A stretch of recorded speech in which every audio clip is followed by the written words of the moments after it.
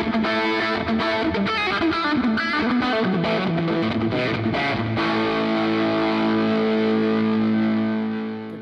man. Welcome to Sharpen That Axe.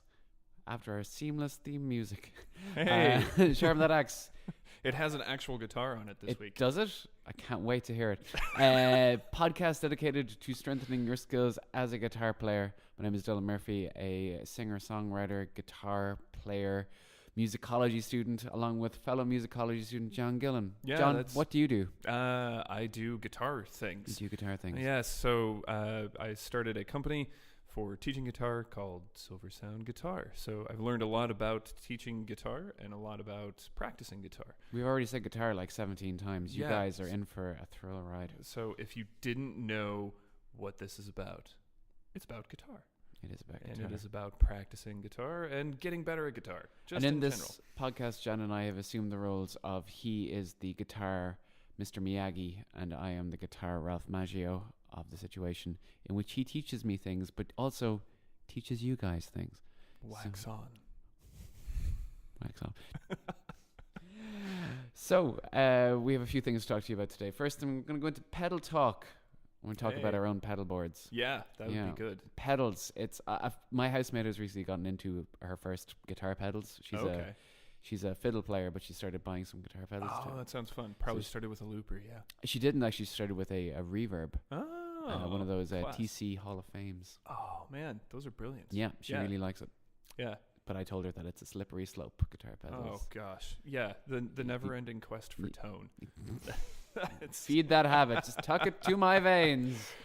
There's always sort of like the Indiana Jones moment. You think you have the golden statue of tone, and then you take it, and then there's a great big boulder that's going to crush you. And then when you get away from the boulder, there's some guy who's going to take the tone from you, and then you have to go find new tone. A great big boulder of debt from spending so much money on guitar pedals. Yeah, exactly. So we're going to talk about our own boards today. So I suppose, John, give us a little bit of it. You showed me your board before, and I was simultaneously confused, but also kind of turned on. So to tell us about your pedal board, what makes she? So on my pedal board, one of the things that I'm trying out right now just to sort of see how I like it, as I've got kind of my main overdrive is actually in front of my volume pedal. Oh. So that way I can kind of push the drive, and then with the volume pedal, I'm able to keep that sound kind of pushing through the whole thing. Okay. So you can have a fully overdriven sound, but you can still swell that. And so that's kind of why I've started. Nice. I'm just playing around with that. So that pedal, that overdrive pedal, is a Fuchs Plush. So Fuchs is a custom amplifier maker, and then they started doing a line of pedals called Plush. Though both names are on the pedal. That's okay. I feel like that's a marketing error on their part, but I do really like the pedal. So it's a dual overdrive. Sort out your act, Fuchs. Yeah, exactly. Come on, Get buddy. it together. Yeah, you should send us a free amplifier just so we can test it out. Yes, Fuchs, we're looking for sponsorship, and we were looking for mostly mattresses, but if you guys could, Hey, I can't sleep on a guitar amp, however. You haven't tried, sir, not with that attitude. So what else you got up there? Yeah, so that one is the Extreme Cream overdrive. It's a dual overdrive, and then from that I go into just standard Ernie Ball VP Junior volume pedal. Nothing fancy about that. And then I have a Keeley 4-knob compressor. And from the compressor, I use a Exotic Effects RC booster. Oh, nice. Yeah. Is that new, or have you always had that? I've had it for a while. And to be honest, like, if I've got a clean tone, that thing is always on. Always on, yeah. So it's a perfect boost. It does exactly what it says it does. Yeah, man. Look at that. Those exotics, they're always there. It's like, they're exotic. They're on like every big board. It's great. They are exotic. Awesome. And let's see. So from the RC booster, I've got an EWS modded Aryan chorus. So which has that just kind of like wild 90s kind of vibrato chorus. So it switches. You can switch it back and forth between a chorus and vibrato, and the thing goes absolutely mad. You can totally play around with it. You get some great like SRV style tones off of it as well. I have a bit of modulation. Yeah, it's fun to play around with that one. And then from there, I go into my TC Electronics. I've got a Nova delay, so that's a fun one to play around with. Yeah, there's still a lot that I just haven't delved into as of yet. After that, after the delay, I've got an Earthquaker Devices Afterneath reverb that goes into my Fuchs Creme de la Treme.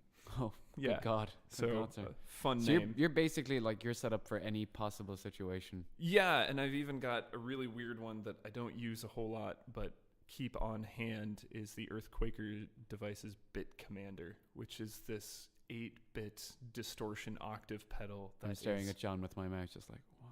Yeah, it's mad. It's brilliant. YouTube some videos for it. I because will. It's the things you can do with it. It's like Super Mario on LSD. So it's awesome. For those Dragon Force solos. Yeah. God, we should have a bell every time someone says Dragon Force. It's like a ding against you. Like, oh God, shouldn't have done that.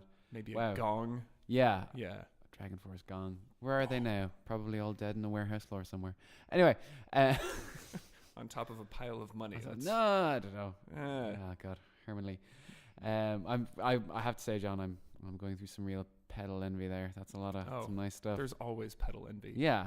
Like everyone always. I mean, I don't have any Strymon stuff. Like, how do I live with myself is really the question.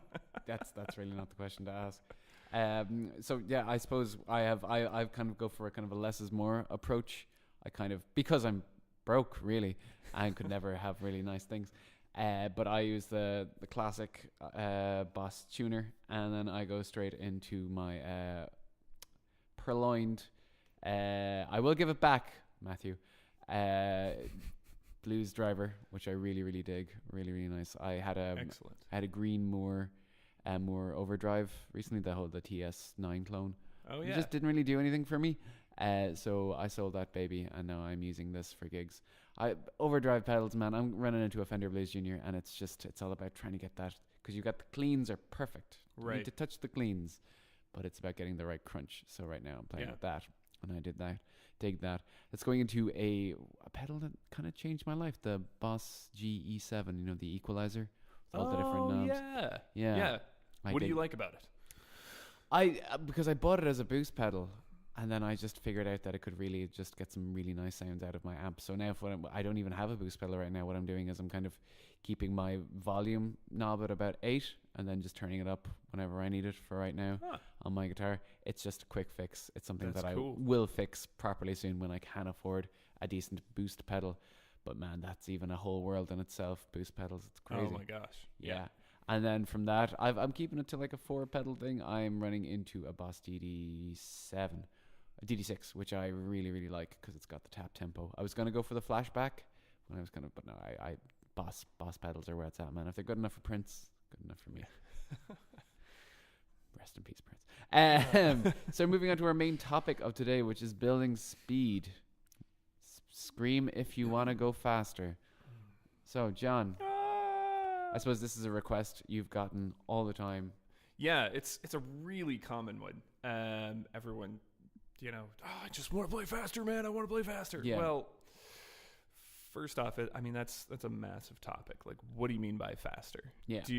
Are you talking about your left hand? Are you talking about your right hand? Are you talking about bringing them together? Are you talking about single string? Are you talking about sweep picking? Are you talking about, string skipping? Massive umbrella. So just to say, hey, I want to play faster is in and of itself just picturing you like shaking young guitar students. What do you mean? What do you want with your life? And then Dee Snyder comes smashing through a big door. He wants to rock. Yeah. We really need a soundboard. I need a Dee Snyder sound just like right there. I want to rock. But anyway, so the point is it's a huge topic. And you really kind of need to narrow down what are the things that you want to focus on to build speed. Typically, there are things that are going to go across all of those ideas. So if there is something specific that you want to do, like, I just want to get my arpeggios faster, well, there's a way to work on that. Okay. specifically, but these are more like general concepts. And a lot of it too comes down to coordination. Even if your right hand's super fast, if your left hand isn't syncing up, it sounds like mud. So, make sure that you get your coordination sorted. General concept that I find is really start slow. Yeah. Everybody wants to play fast, particularly if you're young. You want to be the Lamborghini on the guitar. You just have this image of, I'm just gonna shred. Well, you want to be more of a kind of like a Toyota Corolla or just a Volvo, just safe. You're gonna get there with the safety airbags. First. You don't want to like crash and ruin your hands. And reliable. Yeah, there you go. And that's I think that's really the key, because God, I'm old. You can speed it up and it becomes a train wreck. You end up wrapping that Lamborghini around a light pole. Ooh. I feel like I was trying to pick a dead rock star to say there. So many to choose from. I don't have one offhand. That's all right.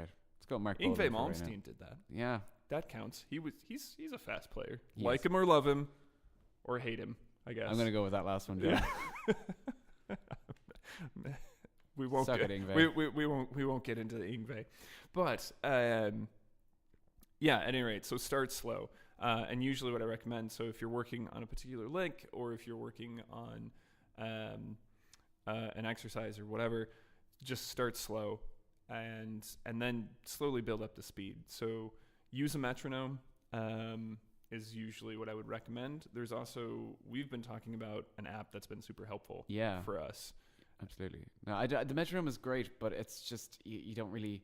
There's nothing really musical about it, but you showed me this app called the Amazing Slower Downer. Yeah, the Amazing Slow Downer. Slow Downer, yeah. And it's great. It's just you put in your song and you can see what percentage you're at, and it doesn't change the tone or anything like that. It just slows it all down. And I've been using that for my John 5, and it's great just to see, because you can even just put it up by a percentage, and it's just, you can really see progress. It's really good to, we're talking about logs, helping you to log your progress. It's so good. Yeah, and that way you can bring it up incrementally. I mean, it has 2 hundredths of a percent. Yeah. So you can be as meticulous as you want to be with it. And you can loop specific parts of the song. Yeah, and that's the feature that I really like about it. So if you're working on a solo, you can kind of cut it and you get just that, if you need to, just that one measure. Yeah. Last week I talked about a lick from the Dream Theater song Take the Time, and as well as one from Al Di Meola's Casino, and both of those, that's exactly what I've done to work on those. It's the Dream Theater lick is, I think, 2 measures, and that's... So you were able to take the time from that song. Exactly. Yeah. And slow it down. Slow it down. Yeah. Don't have to gamble like at a casino. Pun intended. Pun always intended, John. Very good. And so anyway, but yeah, metronome is good. I definitely recommend the metronome as well. I've played both of those with the metronome, and it brings out a different sense of your awareness of the time, and how to articulate it and count it. And so I do recommend doing both. Of course. And if you're ever playing in a studio, you're going to have to be able to go with the metronome, like you really, really are. But yeah, both of those tools are really good. But what I recommend is start slow, almost to the point of like, oh my gosh, this is so slow. It can't possibly be any slower. Feel every note. That's really it, because really what it comes down to is the fingers. And we could probably spend a whole episode talking about people like David Gilmour and what makes every single note he plays sound so amazing. But anyway, start slow. And I recommend going as fast as you possibly can. Still articulate the notes as best you can, but keep going until the thing goes off the rails, at like a crazy train, in fact. And then if you sort of... I hit my head off the microphone just in disappointment. Slamming my head against the wall. Slow it back down so that you're able to kind of... You finish... reinforcing that muscle memory that you've built up, but it is kind of about overtraining. So one thing that I've taken a lot from building speed is looking at what speed coaches do in the sports world, and it seems like it doesn't make sense, but the fact of the matter is the muscles that control your fingers stretch not just into your hand, but also into your whole forearm. Yeah. And anyone who's played a whole lot has felt their forearms burn, and so speed training is a thing for your hands and your forearms as well.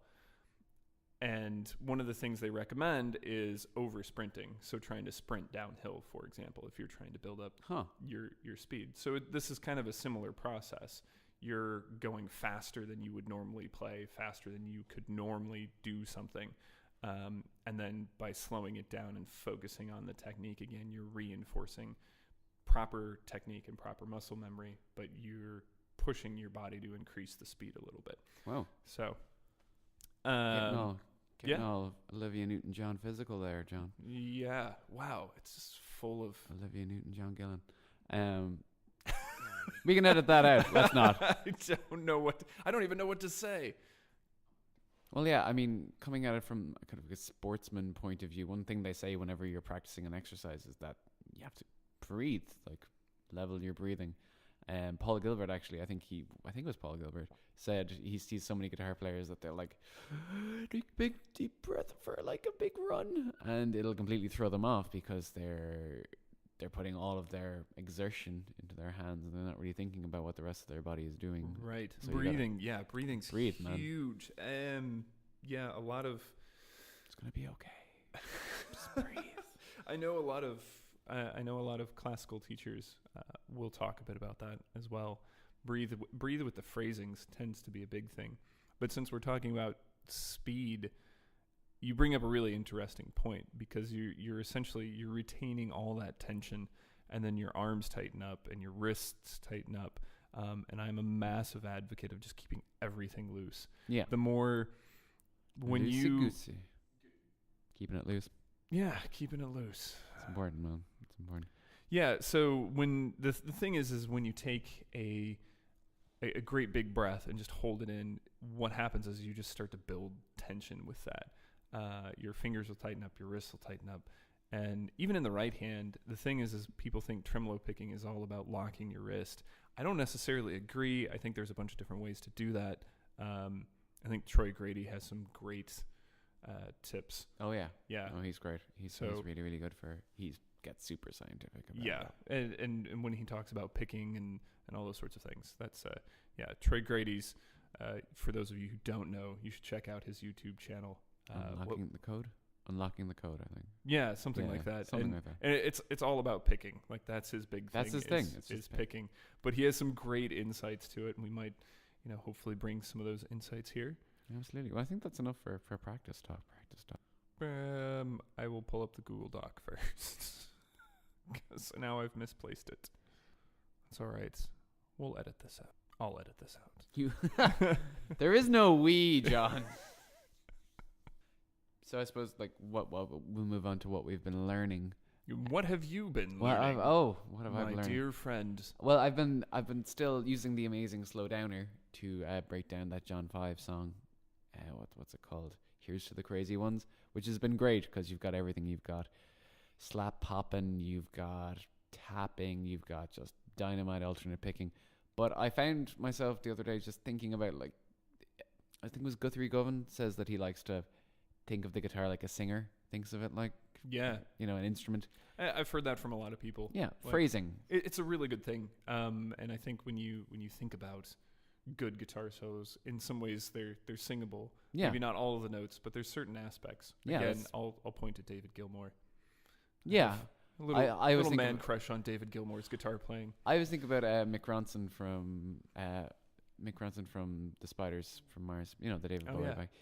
All his solos you can pretty much just sing, and that's just such a good thing. It makes them memorable. They're a real part of the song. They really contribute. But for me, I found that to train my ear last week, I actually took a Destiny's Child song. What? I know. Shut up. Nostalgia binge, BuzzFeed, etc. I took Say My Name by Destiny's Child, and it's in an awkward key. It's in E flat major. Ooh, getting jazzy. It is, but it's gorgeous in the vocal melodies, and I was able to just figure them out on different positions because it's all kind of somewhat pentatonic. Mm-hmm. But I was able to break it down into the 3-part harmonies because there's great phrasing there as well, and the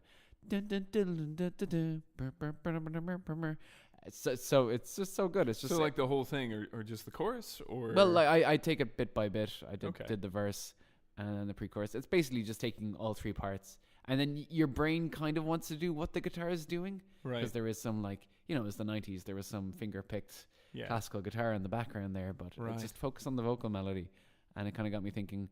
Yeah, just treat it like just find some girls that I should do, like Lady Marmalade next or something, Marmalade.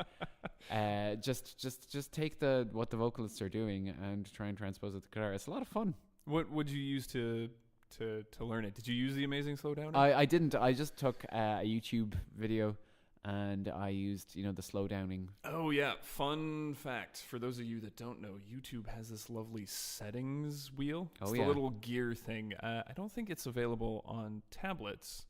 No, it's not. But it's not available in the app. Okay, but it is available The desktop. on the desktop, Yeah. and definitely use it. And I believe just this last week they added a 75% feature. Three quarters. Exactly. So you're not making this crazy jump from half speed to full speed, but you light speed. You get a bridge in between. It's It's halfway between half and full. It sure is. And apart from that, I also took Maths. one of the opening lines. I've got it maybe at 50% speed from Shy Boy by David Lee Roth. Wow. Yeah, I know. It's not really by David Lee Roth, is it? It's pure It's by pure Steve Vai. Vai. Pure Vai. But it's just I took one of his descending runs, and it's all legato, and I don't know, it all comes back to kind of making your practice as musical as possible. So that's right, because you were saying the other day that you were working a little bit on your legato techniques, and so this was what you chose to this do is that. just one thing I chose, and it's great. Just you got 10 minutes here, let's practice that. It's just 4 bars. I think that's brilliant because it's like for me, what I've been working on just generally this week is like taking exercises. What you've been working on? Yeah. I've just been working on taking exercises and working on building, putting those into practice. Now, when you say exercises, where are you getting these exercises? Recently, I've been picking some stuff out of Chris Letchford. He's from Scale the Summit. For those of you that don't know, I'm actually wearing a Scale the Summit T-shirt. You can't see it. It's true. This is I can vouch for this. But he can see it. I'm hoping that very by nerdy. wearing the shirt, I sort of absorb some of their powers. We'll suck the powers from them. It beats like Highlander rules where you have to decapitate them. Oh. And there can only be one. Yeah, it's true. See, fortunately, we are here, living proof that there does not have to be just one. Yes. Oh, it's like the whole... but will there be a gathering, I wonder? I don't know. I don't know. We're going super nerd. Super nerds. Super nerd. Yeah, where's our Homer Simpson nerd button? So We need Anyway, so yeah, but so taking exercises like his books are usually pretty good about putting something musical and melodic and putting it into a particular key, but he's always adamant about taking that beyond, putting it into different keys. I like to go one step further. One step beyond. Yeah. Yeah. and you know, if it's in a major key, make it minor, or change an extra note, flat the second note in the scale or something like that, so you end up with something really out there or interesting. Something weird. And you just kind of play around with it, play around with the concept, because sometimes it's more about what the right hand is doing than necessarily the left hand. So you can kind of say, well, this picking pattern, can I apply it to something else? So it becomes kind of a creative thing as well. It's not just a mechanical exercise, but it becomes creative. And then, you know, put a backing track on. There's loads of backing tracks on YouTube. You know, pick one or create your own. Pick 3 chords and just work your way through the changes. And even if you don't want to play those chords, there's lots of great apps. There's like iReal Pro, which is, I think it's a free app on the We're going to do phone. apps in another episode, I think. Yeah. I'm just going to throw it out there. Oh. But we'll talk a little bit more We about didn't discuss this in pre-production, John. I know. Throw me off my game.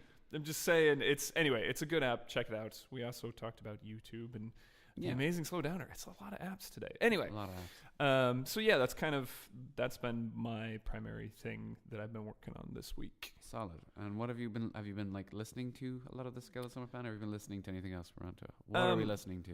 Yeah, I do kind of keep Scale the Summit on a regular rotation, but this week I kind of focused a lot on something a little bit older. Still plenty of nerdy guitarness. It's just older nerdy guitarness.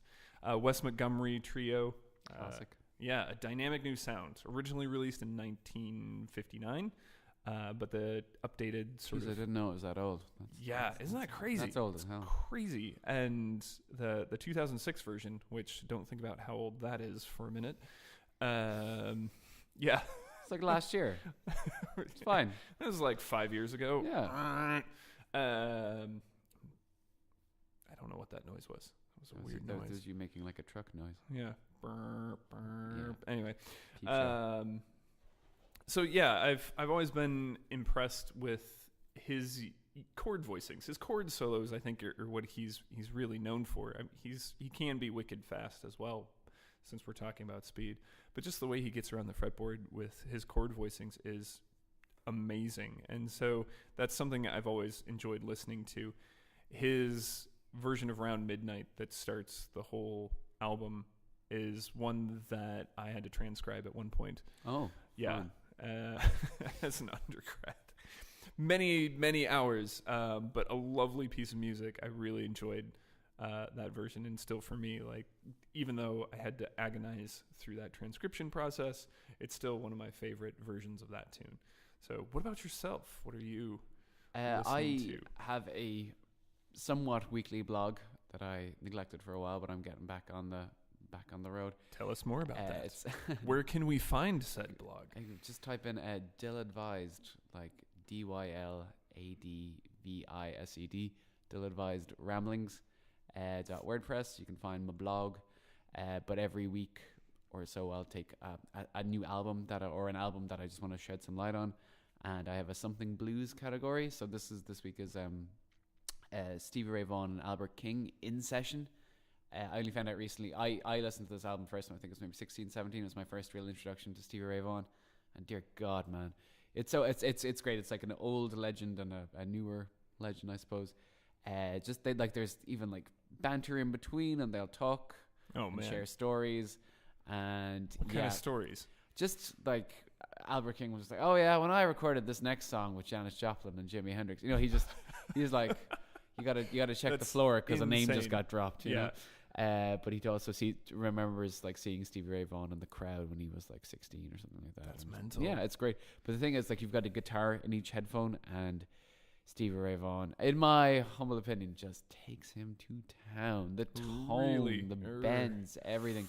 He just really shows that he's taken what the past generations have done, and he's memorized it, and he's just taken it up to a new level. But as they talk about it, the process throughout, they say it doesn't matter how good you are, as long as you want to get better. That's the most important thing. And I suppose that's kind of the whole premise of our podcast. I think that might be a good way to.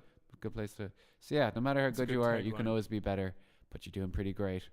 I've been Dylan Murphy. And I'm Jon Gillin. Yeah, sharpen that axe, people. We'll see you next week, where we'll be talking about... What are we talking about next week? We'll be talking about staying motivated. All right, staying motivated. Maybe I'll be motivated enough to read my notes. Great. Take care, y'all. We'll see you then. Bye.